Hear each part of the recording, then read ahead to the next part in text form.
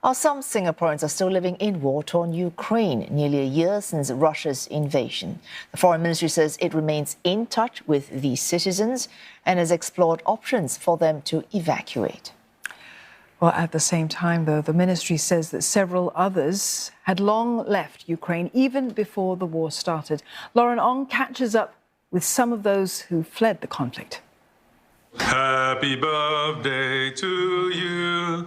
Happy birthday to you. Celebrating milestones like these is not quite what Fu Guoqiang had imagined when he left Singapore and settled down with his Ukrainian wife in Kyiv.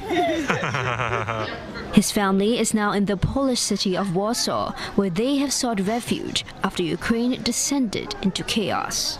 Before, in Kyiv, we know, okay, if we left for a holiday or something, we could always go back because there was our home as well. But now that that's gone, then you realize, so what do you do? He says his life has changed tremendously since the war, and plans of settling down at one place are now up in the air. Watching how the events are unfolding across the border hasn't been easy for his family. For us, it still looks like a movie or like a book because we didn't feel it, and I'm really happy we didn't. But knowing that people really went through this and you see they're affected, it's really hard, especially when it's your relatives, or friends.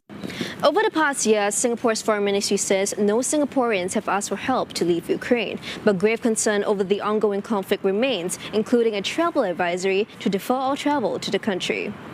Another Singaporean says moving back to Ukraine is not on the cards. Yet, he calls himself a nomad for now, with no plans to settle anywhere long-term. I feel that the world is still unstable in terms of geopolitics. As long as stability is not ensured for long term, I feel that the best state of mind I should be having is actually a nomadic lifestyle. So as long as you're nomadic, home is where the family is. He says the most difficult thing was trying to stay sane over the past year, living life between attacks and wondering if there will be a tomorrow. I also gained a lot of, I would say, very valuable lessons, which I do not wish for anyone to experience. Writing has helped him cope and make sense of his experience.